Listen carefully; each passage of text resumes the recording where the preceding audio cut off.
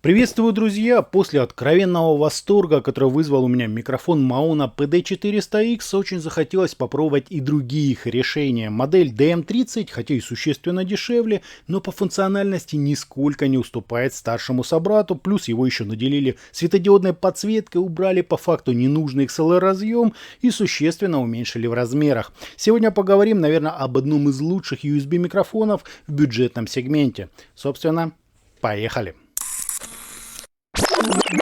Пришел аппарат средней по величине коробки с изображением героя обзора, списком его основных достоинств и наглядным изображением всех функциональных элементов.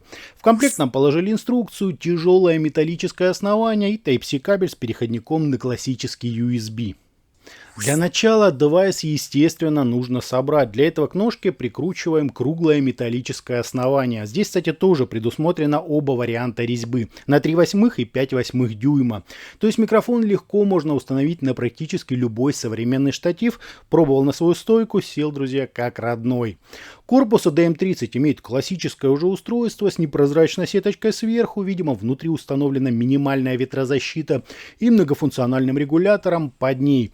По умолчанию его вращение меняет чувствительность. Если же регулятор зажать, то появится второй огонек, и теперь им уже можно подстраивать громкость сигнала в наушниках.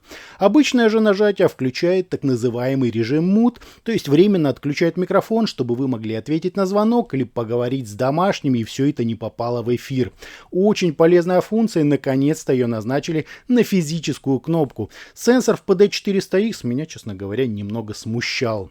Еще одно отличие героя обзора от старшей версии заключается в том, что тут надо говорить не в торец, а в переднюю часть микрофона, как у Fofine и остальных конкурентов. Снизу находится тот самый вход для наушников 3,5 мм, Type-C порт для подключения к смартфону, планшету или компьютеру, кнопка последовательного изменения режимов подсветки и непосредственно эти самые диоды подсветки. Они довольно-таки яркие, но благо ее можно отключить, как говорится, наигравшись, или наоборот включить, чтобы создать атмосферу в кадре. И хотя других функциональных элементов здесь нет, однако не спешите расстраиваться. В том же приложении Mauna Link функций ничуть не меньше, чем было у флагманской модели, и все они редактируются на лету. Для начала я обновил прошивку микрофона, после чего обнаружил знакомые вкладки «Стандарт» и «Advanced». На первой можно увидеть уровень сигнала, включить режим Mute, отрегулировать чувствительность, отключить или отрегулировать громкость мониторинга, выбрать яркость диодов и цвет, а также один из 4 окрасов звучания. Про яркость диодов это они очень хорошо придумали, так как можно тонко настроить под собственные нужды, не отключая подсветку совсем. А окрас теперь мне больше понравился натуральный, глубокий, все так же для школьников, чтобы насытить голос низкими частотами. А яркий какой-то уж слишком яркий. Еще очень любопытным показался мне режим Legacy, но его замысел так и остался неясен. Вторая закладка наполовину дублирует первую, привнося сюда возможность эквалайзера. Я им, как видите, отрезал низкие частоты, где скапливаются все резонансы помещения. Но можно было еще приподнять так называемую область разборчивости, но это уже делайте по вкусу. Лимитер-компрессор тут тоже есть, однако без тонкой настройки. Это, пожалуй, единственное ограничение, что я заметил в плане софта. Ну и важное дополнение. В Windows нам доступна запись до 24 бит, 48 кГц, что просто нереально круто. Я обычно ставлю максимально возможное качество, выкручиваю чувствительность и все, поехали работать. Ах да, в софте еще исчезла подстройка расстояния до микрофона. Это, конечно, печаль, но тут и так понятно, что располагать его надо как можно ближе к рту. Вот вроде и все, что нужно о нем знать. И да, перегруз здесь вполне можно поймать, так что или включайте лимитер с компрессором, или проверяйте чувствительность перед записью. По поводу направленности у нас здесь классическая кардиоида, а значит лучше всего давится только то, что находится непосредственно за микрофоном. По шумам это где-то минус 54 дБ, что очень достойно. Сам же голос на записи мне показался примерно таким, как был и в старшем PD400X, словно использовали одну и ту же начинку, то есть с легким таким смягчением и добротной выразительностью. И заметьте, ценник здесь намного ниже, а результат как минимум сопоставим. Бюджетные модели от Fofine так точно не умели.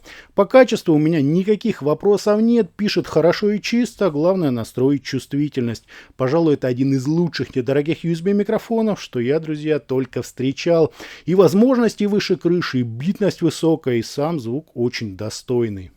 Ну и как микрофон записывает, вы слышите прямо сейчас. Все настройки я уже озвучил, больше ничего добавлять не буду.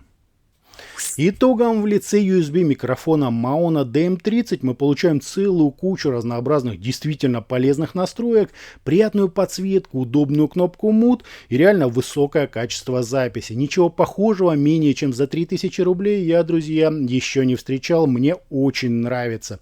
Удивительно, как им удалось так сильно уменьшить цену, оставив все остальное на сопоставимом уровне. Реально классный микрофон, возможно, даже задействую его вместо старшей версии. Все-таки сенсорная кнопка там не так удобна, а физическое переключение эквалайзера по факту и не требуется. Установил его один раз и забыл. Как он пишет, слышите сами, на мой взгляд, можно смело брать. А на этом у меня все. Это был USB микрофон Maona DM30. Всем добра, подписывайтесь, ставьте лайки и присоединяйтесь ко мне во ВКонтакте и Телеграме. Всем добра. Это подставка.